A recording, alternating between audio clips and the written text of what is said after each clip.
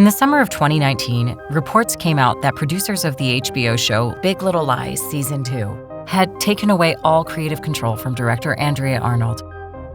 With a total of 7 episodes being reshot and recut without her input, Arnold's vision was essentially erased from the series altogether. The acclaimed English filmmaker kept mum about the situation, while actors like Nicole Kidman rallied and hailed her as a visionary. Yet, for those who have come to admire Arnold's bold, uncompromising style, this news came hardly as a surprise. Instead, it was an affirmation.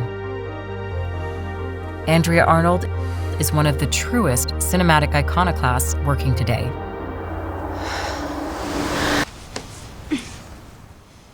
Arnold's unique gift for creating raw, gritty images mixed with evocative, poetic lyricism has earned her some of the highest accolades.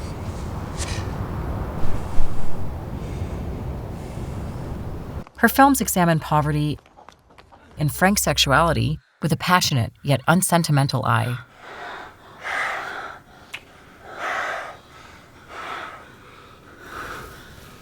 While her tendency towards elevating atmosphere over plot, as well as weaving elliptical narratives with mood and ambient detail, is what sets her apart from her contemporaries. An example of this is her brave and unusual take on Emily Bronte's classic, Wuthering Heights, which is so radical and subversive that it feels less like an adaptation and more like an impressionistic interpretation. Get off me!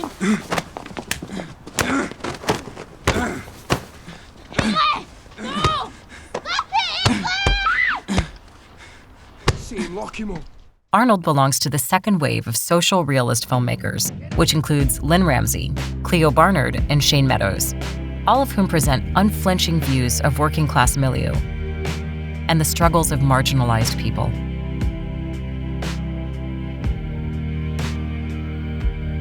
Arnold, however, focuses her fascination on the female experience, particularly on women in desperate circumstances fighting for control of their own lives.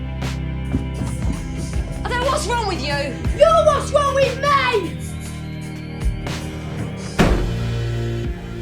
Her characters are both equally flawed and human. They routinely make poor decisions, but later emerge with greater self-awareness. In her Oscar-winning short film Wasp, a young mother leaves her children in the parking lot of a bar so she can go on a date with a man. I'm having such a good time. Well, I'm living with my mum. I can't find nowhere to live and she's driving me mad, so we can't go back there. Why don't we go for a drive?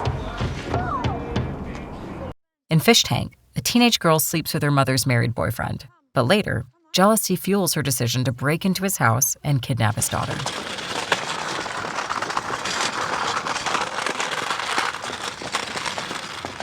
Oh, come through here, come on. Give me this. My scooter! Well, you can't ride it through here, can you? We'll get it on the way back.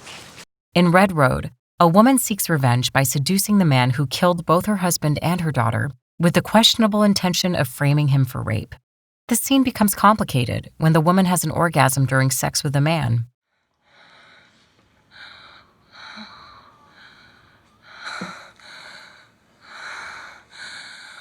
These scenes leave us feeling confused, conflicted, upset.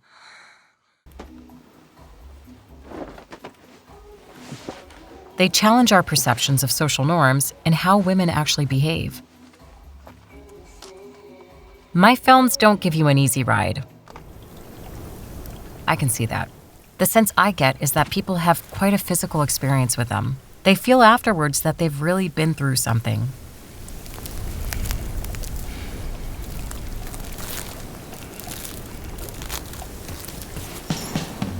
Arnold's knack for exploring the darker, inner lives of women could be compared to the work of French director Catherine Breillat, whose portraits of female sexuality more often than not border on the profane and transgressive. But unlike Breillat's proclivity for coldness and nihilism, Arnold has a way of maintaining a sense of grace and humanity, even in the murkiest places of human compulsion. She insists on balance. Light cannot exist without darkness. Pleasure cannot be attained without pain. And cruelty eventually gives way to compassion.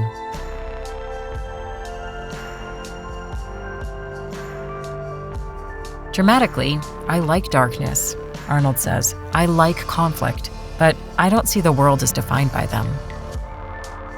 Her directorial style can be described as exploratory. She is confident in giving her actors the freedom to play and experiment and to even be themselves. We didn't have any information on our characters at all, so it was just living. Unbeholden to the screenplay, she allows for chance and imperfections. All these tendencies give her films a nervous but documentary-like authenticity. On the other hand, she has a keen eye for gestures, movement,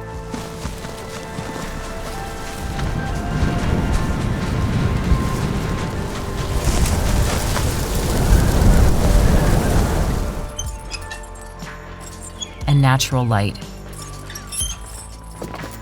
Moments that add a layer of heightened aestheticism or respite to the harshness of her characters' lives.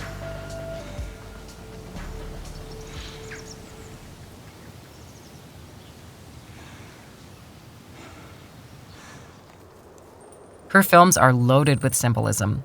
Recurring images of captured animals and insects suggest the theme of entrapment.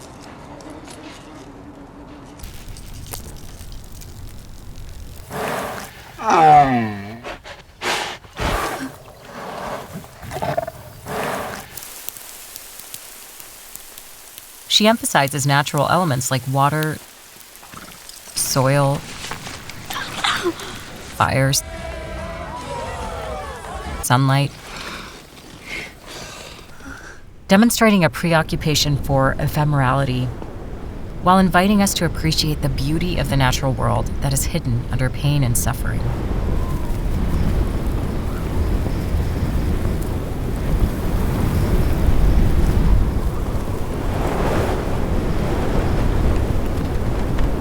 What else stands out? Andrea Arnold loves the old-fashioned 4:3 Academy aspect ratio. The tight framing draws our eyes to faces and emotions.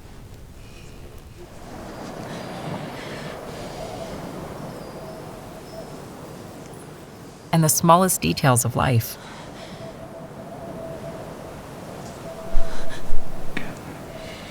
Moreover, the restricted frame reinforces her favorite theme of being trapped or contained.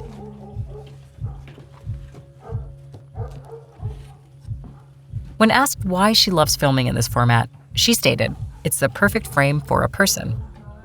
It's not hard to see how Arnold's directorial choices have a very specific quality, which begs the question, why did the producers of Big Little Lies consider her to be a good fit, given that they had already established a style with season 1? Andrea was never promised she would have free reign, one producer said. We were clear, and she understood that we were not looking to have someone come in and completely redo things. Nonetheless, there wouldn't be a season 2 of Big Little Lies without Andrea Arnold. We at HBO and the producers are extremely proud of her work. While it would be rash to assume Arnold did not know how or care to adapt her style to the show, it would be equally nonsensical to ask her to simply direct in a workmanlike manner. Regardless, Andrea Arnold's skills as a director are best served in feature films, where her voice remains vital and groundbreaking.